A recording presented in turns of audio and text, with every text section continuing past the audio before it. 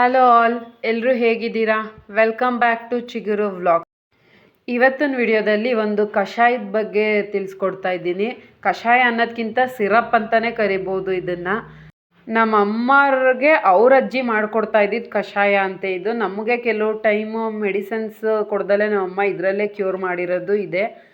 So ಇದನ್ನು ಮಾಡೋಕ್ಕೆ ಬೇಕಾಗಿರೋ ಇಂಗ್ರೀಡಿಯೆಂಟ್ಸು 5 ಲವಂಗ, 3 ಏಲಕ್ಕಿ, 6 ಮೆಣಸು, 1 ಇಂಚಷ್ಟು ಶುಂಠಿ, 1 ಟೇಬಲ್ ಸ್ಪೂನ್ ಧನಿಯಾ ಕಾಳು.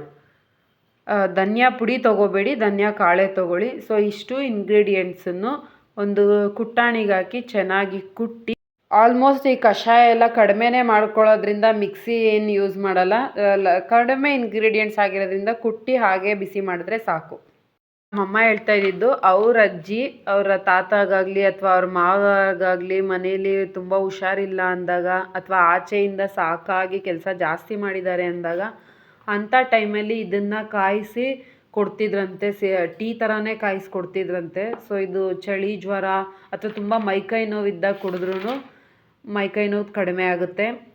ಈ ಕಷಾಯನ ನಿಮಗೆ ಚಳಿ ಕೆಮ್ಮು ನೆಗಡಿ ಏನಾರ ಇದ್ದಾಗ 3 ಡೇಸನ್ನು ಕುಡಿದ್ರೆ ಗ್ಯಾರಂಟಿಯಾಗಿ ನಿಮಗೆ ಮೈಕೈ ನೋವು ಜ್ವರ day by day second day third day ಅಷ್ಟರಲ್ಲಿ ರೆಡ್ಯೂಸ್ ಆಗುತ್ತೆ. ಸೊ ಈ ಕುಟ್ಟಿರೋ ಇಂಗ್ರೀಡಿಯೆಂಟ್ಸ್ಗೆ ನಾವು 1 ಗ್ಲಾಸಷ್ಟು ನೀರು ಸೇರಿಸಿ ಕುದಿಯೋಕೆ ಇಡ್ತಾ ಇದ್ದೀವಿ. ಲೋ ಫ್ಲೇಮಲ್ಲೇ ಸ್ಟಾರ್ಟಿಂಗ್ ಹೈ ಫ್ಲೇಮಲ್ಲಿ ಕುದಿಸ್ಕೊಳ್ಳಿ. ಸ್ವಲ್ಪ ಕುದ್ದಾದ್ಮೇಲೆ ಲೋ ಫ್ಲೇಮಲ್ಲಿ ಇಟ್ಟುಬಿಡಿ ಒಂದು 5-6 ಮಿನಿಟ್ಸು.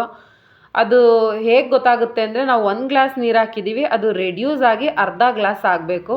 ಸೊ ದಟ್ ಈ ಕಷಾಯ ರೆಡಿ ಆಗಿದೆ ಅಂತ ಗೊತ್ತಾಗುತ್ತೆ.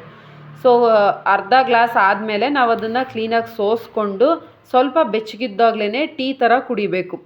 ಇದನ್ನು ಬಿಲೋ 1 ಇಯರ್ ಮಕ್ಕಳಿಗೆ ಕೊಡಬೇಡಿ, ತುಂಬ ಖಾರ ಇರುತ್ತೆ.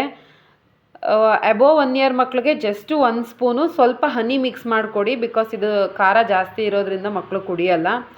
ಒಂದು ಅರ್ಧ ಸ್ಪೂನ್ ಜೇನುತುಪ್ಪ, ಒಂದು ಮುಕ್ಕಾಲು ಸ್ಪೂನ್ ಈ ಕಷಾಯನ ಕೊಟ್ಟರೆ ಮಕ್ಳಿಗೂ 3 ದಿವಸದಲ್ಲಿ ಕೆಮ್ಮು ನೆಗಡಿ ಕಮ್ಮಿ ಆಗುತ್ತೆ. ಎಸ್ಪೆಷಲಿ ಈ ಕೋಲ್ಡ್ ವೆದರಲ್ಲಿ ನೆಗಡಿ, ಒಣಕೆಮ್ಮು ಅಥವಾ ಕಫ ಕೆಮ್ಮು ಈ ಥರ ಆಗಿದ್ದರೆ ಈ ಕಷಾಯ ಟ್ರೈ ಮಾಡಿ. ನಿಜವಾಗ್ಲೂ ರಿಸಲ್ಟ್ ನಿಮಗೆ ಗೊತ್ತಾಗುತ್ತೆ. ಟ್ರೈ ಮಾಡಿದರೆ ಕಮೆಂಟ್ ಮಾಡೋದು ಮರಿಬೇಡಿ. ವಿಡಿಯೋ ಇಷ್ಟ ಆದರೆ ಲೈಕ್ ಮಾಡಿ, ಶೇರ್ ಮಾಡಿ, subscribe to our channel. Thank you.